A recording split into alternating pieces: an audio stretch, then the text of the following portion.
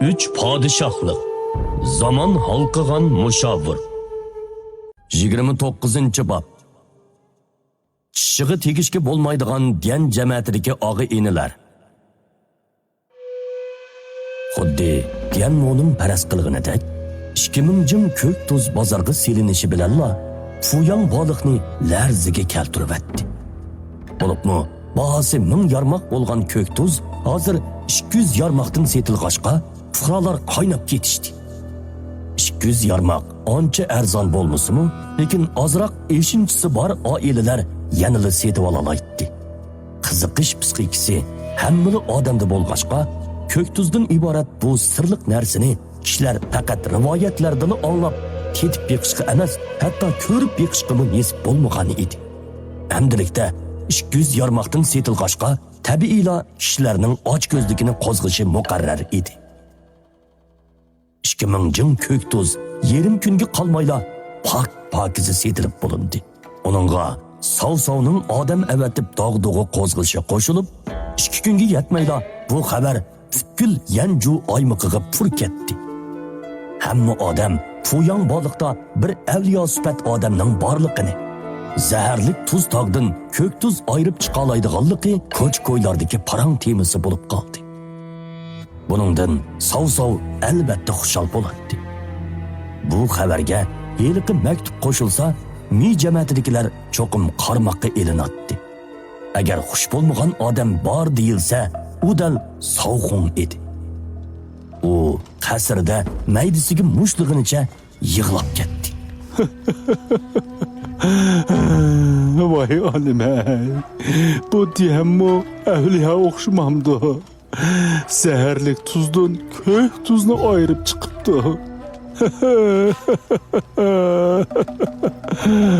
Bana necha yuz ming tuman ziyon tortgandek tuyulib ketyapti.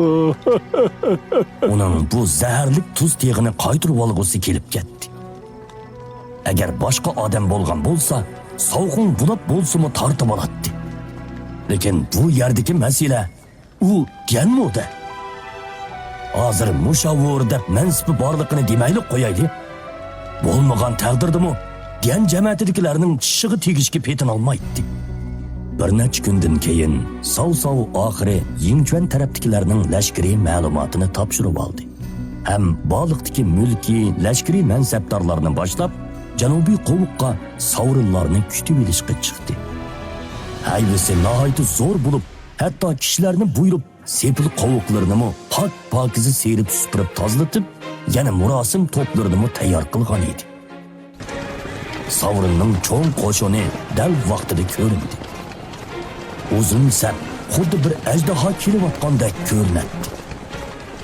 Baliq qovuqiga kelganda otliq lashkarlar orqa-orqadan otdan tushdi. Osmonimizga salom. Sovrin, Tianwei va Shuchu uchaylan bosh bo'lib, barliq kishilarni boshlab salom berdi. Japa chekdinglar janoblar. Peqir baliqda g'albi ziyofati rostlab qo'ydim. Bugun hammanglar chiloshqichi ichaylik. Barakalloh. Barakalloh. Osmonimizga ko'p rahmat.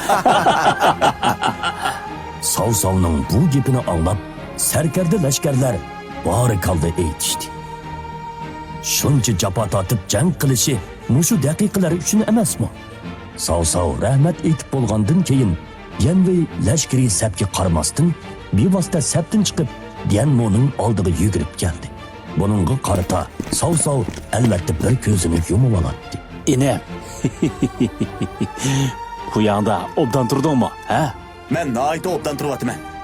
Ağa, riyozat chekdingiz. Peqir riyozat chekmadim. Yingchuanda ashu qarashlarni toza dombalab, rasa puxadan chiqdim. Diyanmo Yanweilarning kayfiyatining nihoyat yaxshiligini, bir oydan ko'proq vaqt ko'rishmagachga qo'lini mahkam tutib olib qo'yib bermayotganligini ko'rgan Yojin qiziqchilik qilganicha shundoq dedi. Shu emasmi? Sizning Yingchuanda zo'r ajr to'pib yaratdi. Biz puyanda qilib, lashkarlarni mashq solamiz deb yetkishir riyozat chekdik. Hey. Aslida bu bir choq-choq gap bo'lsa-mu, biroq Yanweining chiroyi shu hamon tutilib ketdi. U Dianmo'ning qo'lini qo'yib etib, Yojinga qarab mangdi va kulgandek holatda shundoq dedi. Yo'sang'on, sizningmi puxadan chiqqingiz bormi-ti? Peqir buni tushunaman. Men bilan tutishib beqing. Bumi jangga chiqqanga hisob bo'lsin. Ha? Azizim, bo'ldi chaqchaq qilma. Men sizga tang kelamayman. dedi Yojin beshini qashlab. Tang kelamamsiz. Hech qisi yo'q. Hech qisi yo'q. Sal saqlab turing, ha? Deginicha to'rt atrofga qaradi. Bir hoza qarg'andan keyin ondan nishonni tepib, Yojinni so'rgunicha boshlab keldi-da, Keling. Ha, bu yerda yana uchaylan bakan-g'o. Shaho sang'on, Yu sang'on, Le sang'on. To'tinglar. Birga chiqsanglar qandaq, ha? Shahodin Yojin Lidiyalarning oldiga kelganda Dianvey yanada kulib turardi. Bu to'taylan bo'lsa, bir-birsiga qarishib o'ng'aysizlangan holda gap qila olmay, Dianveyga qarab makkorlik bilan kuldi. Nima bo'ldi? Xijil bo'latamsizlar? Inimni bo'za qilganda paylonlar bek yomon tikan-g'o, ha? Men yo'q chaqda bir-biringlardan yomon bo'lishib ketibdi ekansizlar. Ha? Endi qo'rqyotamsizlar, ha? Dianveyning orqasida turgan Shucho'ga birlik qarab, uning Runanga borgandan keyin baliq sepili tövidagi erishishni og'isiga deb berganligini shu hamon tushundi. Dianveyning mijozi aslida chus edi. Uningga yana inisini qo'g'dash hissiyoti qo'shilib, Dianmo'ning bo'zak bo'lganligini bilgandan keyin ochiqqa 40 gaz o'rligan edi. Agar Shucho tutib olmagan bo'lsa, u hatto Yingchuangga bormay, qaytib bu to'taylandan hisob olmoqchi bo'lgan edi. Zishang, o'qishmaslik xolos. Biz mushavirdan apul so'rab bo'ldik. Shahodin amalsiz qolgan holatda so'zladi. Biz nimali degan bilan Shirmat Sardor tursak, bizga yuz kerak-da. To'taylan birdak yordam so'ragan holatda Savsavga qaradi. Savsav ishtik kelib Dianveyning mo'risiga shaplaqladi. Hay, bo'ldi. Men ularning hammasiga tanbih berdim. Ularni Zijidan apul so'radi. Ularni tanglikda qo'ymang. Savsav gap qilg'ach, Dianmo'ga qarab ishorat qilishni unutib qolmadi. Savsav Dianveyning mijozini obdan belatdi. U kalidakli johil bo'lib, ochchig'i kelsa, uni faqat Dianmo'li besib tura olaydi. Og'a, bundoq yaxshi kunlarda posibonimizning ochchig'ini keltirmoqchimisiz? Yuring. Ularning adabini bermak oson ish. Sal turib, ularni ishkizib masqilvasangiz bo'ladi. Pasibonimiz bilan inimning yuzini qilib, sizlar bilan hisoblashmay. Keyin yana inimni bo'za qiladigan bo'lsanglar, Peqir, sizlarni to'nug'unim bilan mau qo'sh yalminim sizlarni hargiz to'rmaydi, dedi so'g'uq talaffuzda va gapini tugatgandan keyin olchanlab mang'inicha Savsavning kaynidan baliqqa kirdi. O'ng'aysiz holatda qolgan to'taylan uning orqasidan qarg'inicha ko'nglidan Dian jamiyatidagilarning chishig'i tegishga rostilla bo'lmog'idek degan xiyol kashdi. Bu kechsi Fuyang baliqning ichi shodlikqa to'ldi. Kayfi nihoyatda xushal bo'lgan Savsav go'sht maylarga qarmasdan ko'pchilikning bo'lishiga yeb ichishga qo'yib berdi. Bir qapas maz bo'lishib, asirga kelishganda ikkinchi kuni tushdan keyin bo'lgan edi.